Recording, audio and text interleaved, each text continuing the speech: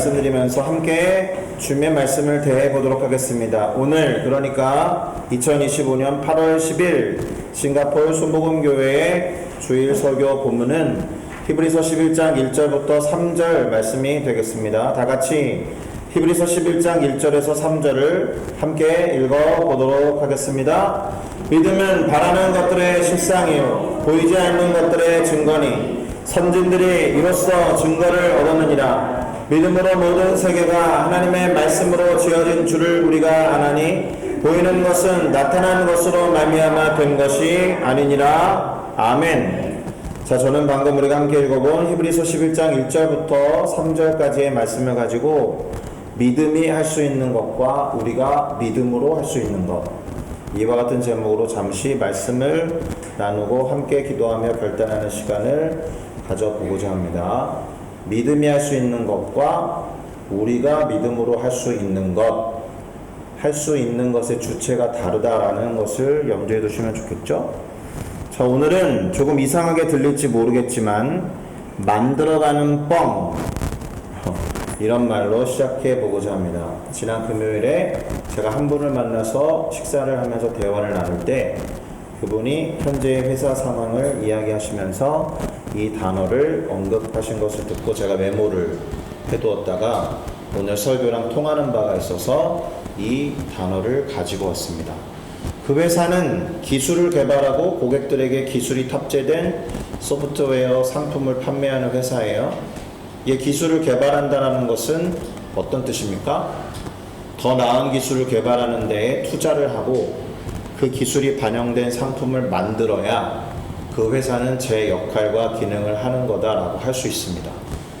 그래서 다소 제가 뻥이라는 단어를 썼지만 뻥이나 뻥카, 그리고 약간 허무한 약속처럼 들리실지 모르겠지만 그 회사로서는 지금의 기술보다 더 나은 기술을 개발하고 발전시키겠다, 이렇게 고객들이나 잠재적인 고객들에게 약속을 하면서 투자자를 유치하고 그렇게 투자를 받은 재정을 가지고 열심히 노력하고 애써서 지금 볼 때는 다소 허무한 약속이나 뻥카와 같은 꿈처럼 보이지만 그것을 이루어가는 것이 이 회사가 취해야 하는 액션이 될 겁니다. 뻥처럼 들릴지 모르지만 그렇게 노력하고 애쓰면서 그 꿈을 이루어가고 만들어 간다면 그 뻥은 현재 시점에서는 그래도 적어도 만들어가는 뻥이 아니겠는가, 이런 이야기를 했던 기억이 납니다. 반면에 그 회사가 가진 지금의 모습을, 그 회사의 지금의 모습을 그저 적절하게 포장하고 그래서 앞으로 기술을 발전시켜서 더 나은 상품을 개발할 것처럼 발표는 하는데 도리어 비용을 줄이고 가치를 높여서 팔아 넘기려고 마음을 먹으면 굳이 새로운 기술을 개발하는 데 재정을 투입할 필요가 없겠죠. 그렇죠? 그저 지금의 모습을 잘 유지하면서 관심 있는 고객에게 좋은 가격에 팔아 넘기려고만 하겠죠. 자, 그렇게 되면 앞으로 기술을 발전시켜서 더 나은 상품을 개발하겠다라고 발표한 것은 뭐가 됩니까? 정말 뻥이 되는 거죠. 정말 뻥카가 되는 것이고, 심하게 말하면 잠재적 고객들을 향해서 사기를 치는 것과 같습니다. 이게 아무리 실현 가능성이 높다라고 해도 그것의 실현을 위해서 아무것도 하지 않고 에너지와 시간이나 노력과 은사나 물질과 재정을 투입하지 않으면 실현 가능성이 높았던 그 일도 결코 일어나지 않습니다. 일어나지 않아요. 뻥쟁이가 되는 거죠. 자, 오늘은 믿음에 대해서 이야기하려고 합니다. 믿음. 그런데 이런 말씀을 먼저 드리려고 하는데요, 아마도 결론에 가까운 말씀이 될 겁니다. 믿음에 합당한 삶이란 행동을 수반한다라는 거예요. 그것도 적절한 행동이어야 합니다. 그래서 아무것도 안 하는 것이 믿음에 합당한 행동이다 라고 말할 수 없어요. 그렇게 될 것을 믿기 때문에 하나님이 알아서 해주실 것이니까 가만히 있어도 돼, 이건 믿음에 합당한 태도가 절대 아닙니다. 그래서 믿음에 합당한 태도랄지 믿음이라는 것은 아무것도 하지 않는 것이 아니라 되려 걱정을 하지 않는 것이 믿음이에요. 아무것도 하지 않는 것이 믿음이 아니라 걱정을 하지 않는 것이 믿음입니다. 왜요? 내가 걱정을 하지 않을 만큼 믿음이 커서가 아니고요. 우리가 믿고 의지하는 대상, 그 존재가 걱정할 필요가 없는 존재이기 때문에 그렇습니다. 할렐루야. 제가 분명히 말씀드리는 것인데요. 우리가 소유하고 있는 믿음이라는 것은 그 믿음의 대상이 하나님이기 때문에 그래서 성립하는 개념이에요.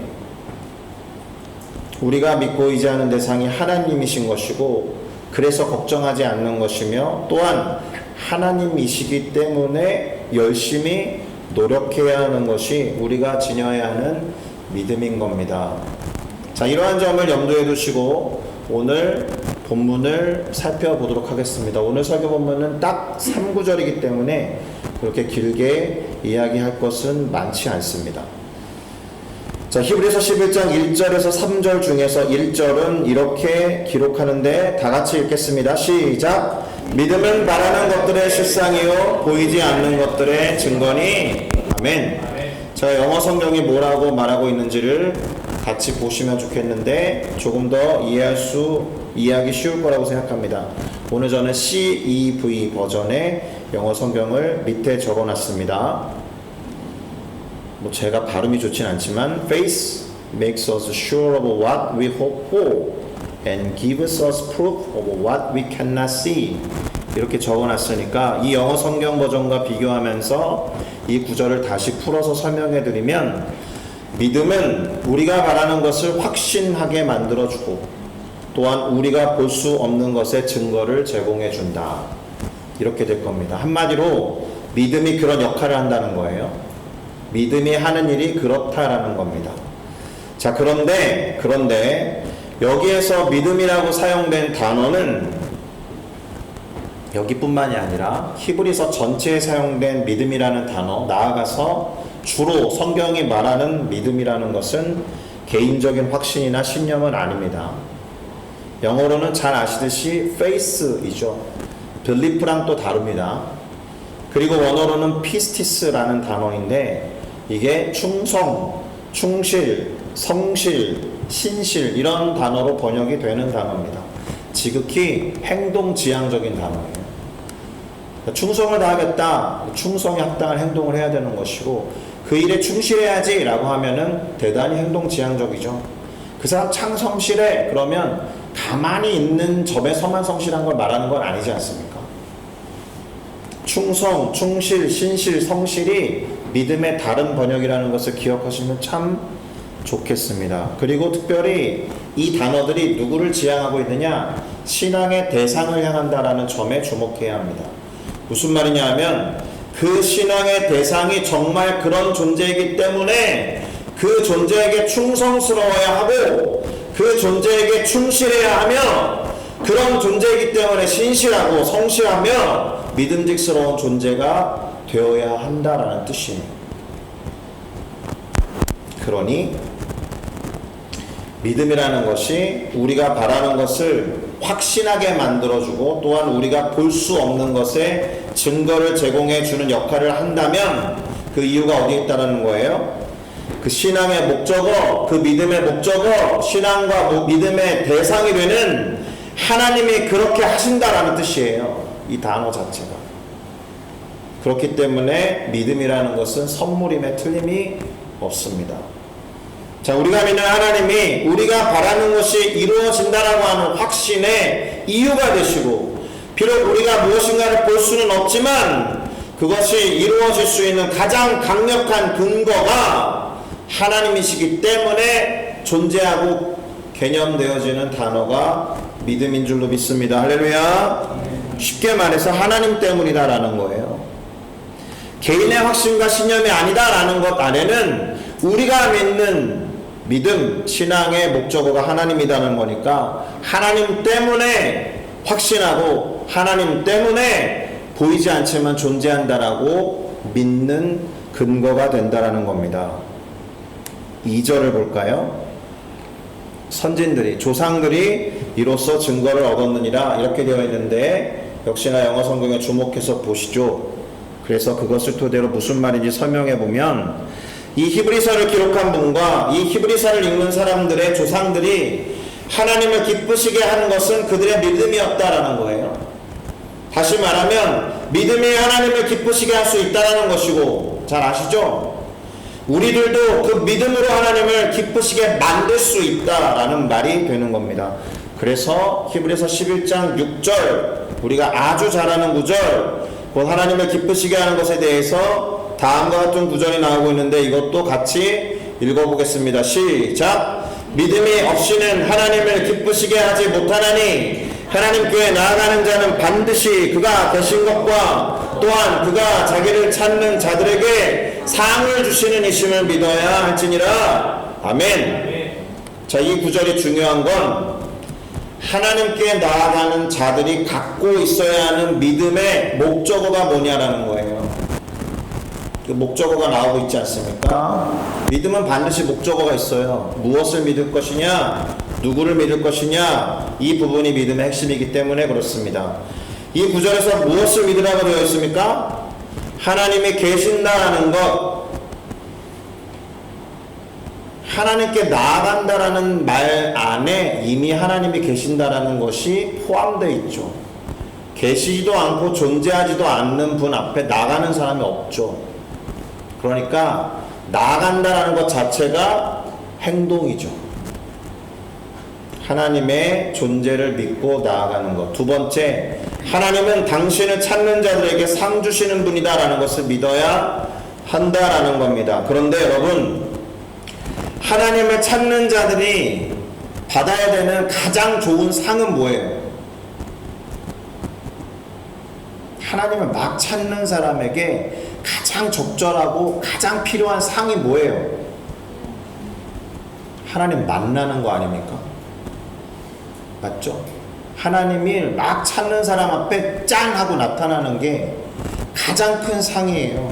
당신을 드러내 보이시는 거죠. 당신을 찾는 자, 당신에게 목말라서 갈급해하는 자 앞에 내가 여기 있다 라고 나타나 주시는 것만큼 큰 상이 없는 거예요. 그러니까 이건 같은 말입니다. 하나님께 그분이 계시니까 나아가는 사람은 하나님을 만나게 된다. 할렐루야.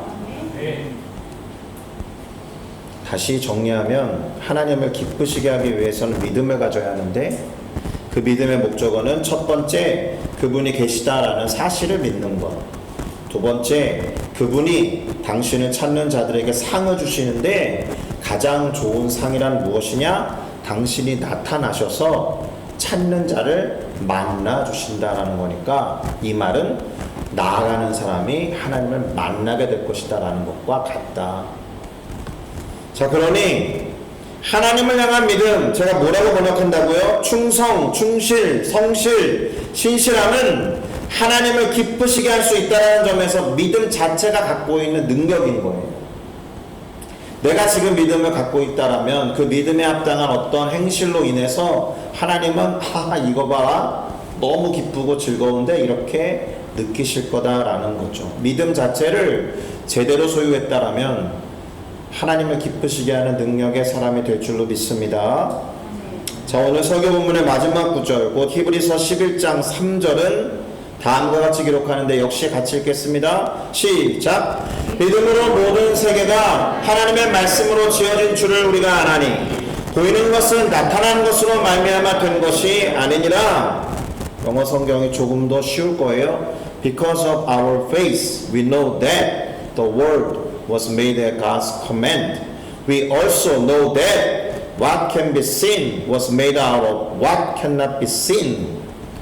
이것을 적용해서 바꾸어서 설명해 드리면, 모든 세계가 하나님의 말씀으로 지어졌다라는 것, 그리고 보이는 것들이 보이지 않는 것들로 지어졌다라는 것을 알게 되고 깨닫게 되는 것도 믿음의 능력이다, 이런 겁니다.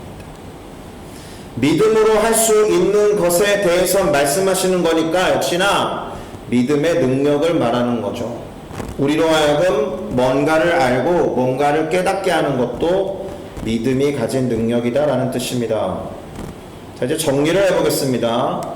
우선 본문은 믿음이 할 수 있는 것과 우리가 믿음으로 할 수 있는 것, 다른 말로 신앙 자체가 할 수 있는 것과 신앙을 가진 우리가 그 신앙 때문에 할 수 있는 것, 그걸 기록하고 있습니다. 다른 말로 말한다면 우리가 믿는 하나님이 하실 수 있는 것과 우리가 하나님을 믿기 때문에 우리 스스로도 할 수 있는 것, 그거 기록하고 있습니다. 이것은 믿음이나 신앙이라는 것이 그것의 대상이 되시는 하나님이 하시기 때문에 무엇인가가 가능하다라는 뜻이 되는 거예요. 그래서 오늘 본문을 이렇게 정리해 볼 텐데요. 우리가 믿음으로 할 수 있는 것은 첫째, 하나님을 기쁘시게 할 수 있는 것.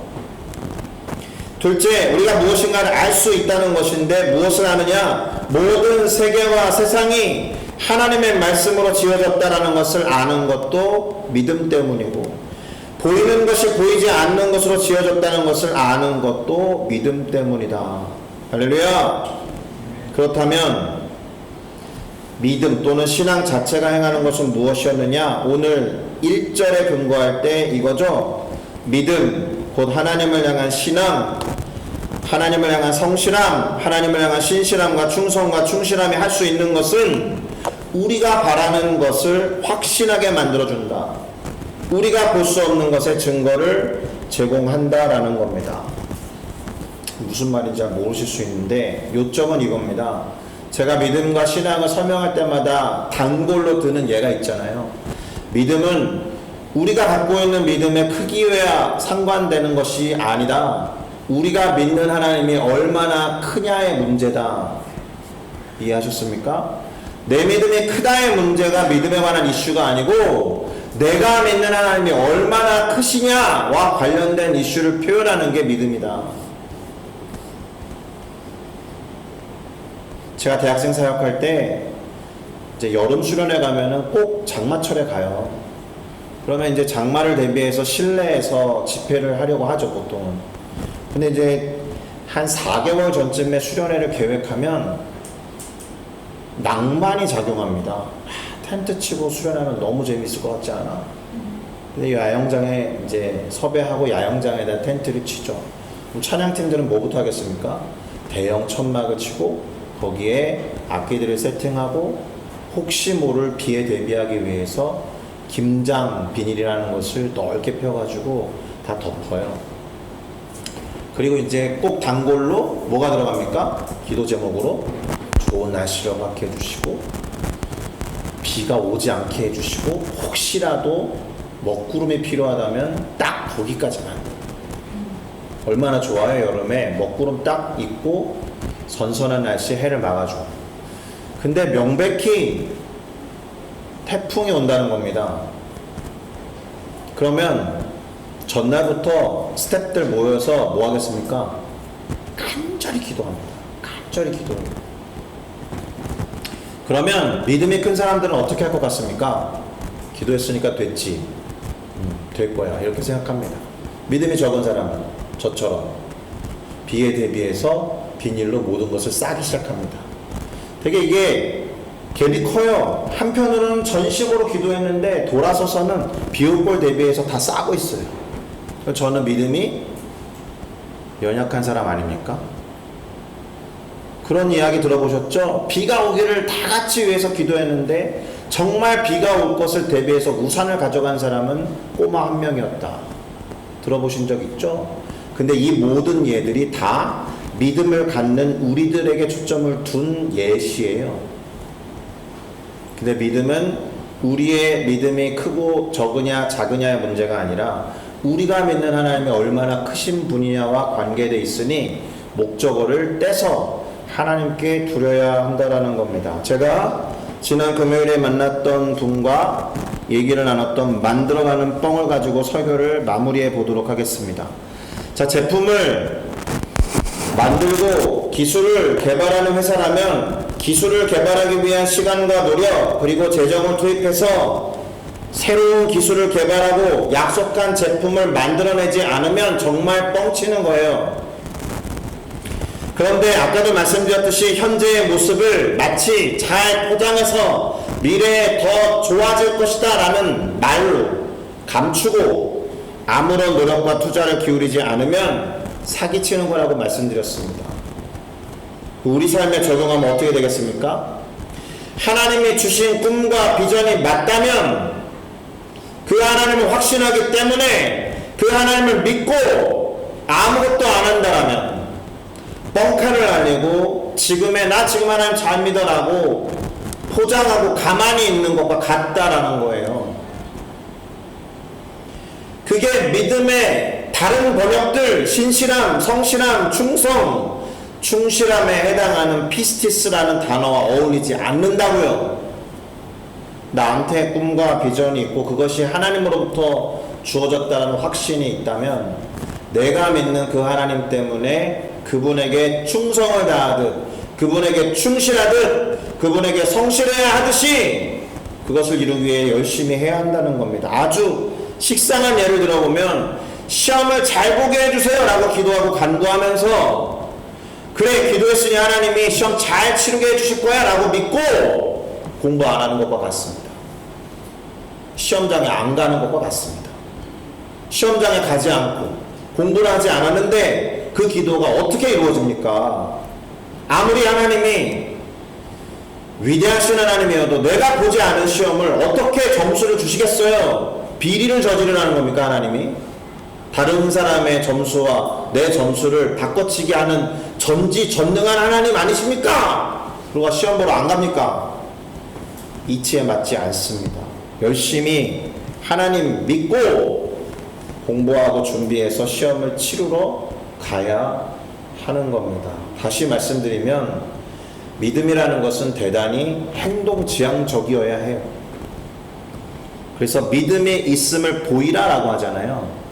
야고보서의 핵심이 그건데 이게 마치 행동이나 행위로 보여서 행동이나 행위로 구원을 얻는다는 식으로 오해하는 경향이 있는데 그렇지 않아요. 믿음이 있음을 보이는 행위를 말하는 것이고 결국에는 믿음으로 구원을 얻는 것을 이야기하는 것이니까 믿음에 합당한 삶과 행동으로 하나님께 순종하며 살아갈 때 우리에게 임한 구원을 온전히 이루어 갈 수 있는 겁니다. 그런데 마지막으로 하나 덧붙이면 우리의 그럴 힘과 능력이 일관적으로 온전하게 있지 못해요. 그걸 너무나도 잘 알고 계시기 때문에 보혜사, 우리를 돕는 이로서의 성령을 보내시는 거죠. 그래서 성령의 능력과 권세를 의지하고자 성령을 선물로 주신다라고 하는 하나님의 말씀에 근거해서 그 믿음에 합당한 기도를 시작하시고 성령의 충만함을 놓고 기도하면서 간구해야 할 줄로 믿습니다. 믿음에 합당한 삶, 이를 위한 능력으로서의 성령과 그 기름 부으심 그리고 충만을 위해서 기도하는 행동부터 이 말씀 이후에 시작하자. 기도도 행동이에요. 외치고 부르짖고 표현하셔야 됩니다. 우리의 믿음이 하나님을 드러내고 증언하게 되기를 원합니다. 왜요? 나 지금 믿음이 충만해 라고 말하는 사람 자기를 드러내는 것이지만 믿음의 목적어 되신 하나님을 향한다라면 믿음이 정말 조금이어도 하나님을 드러낼 수 있을 것이다 라고 믿고 믿음이 우리에 관한 것이 아니라 언제나 하나님과 하나님의 행하신 일에 있다는 것을 기억하면서 합당한 기도와 믿음으로 나아가는 우리 모두가 되기를 예수 그리스도의 이름으로 축복합니다. 기도하시겠습니다.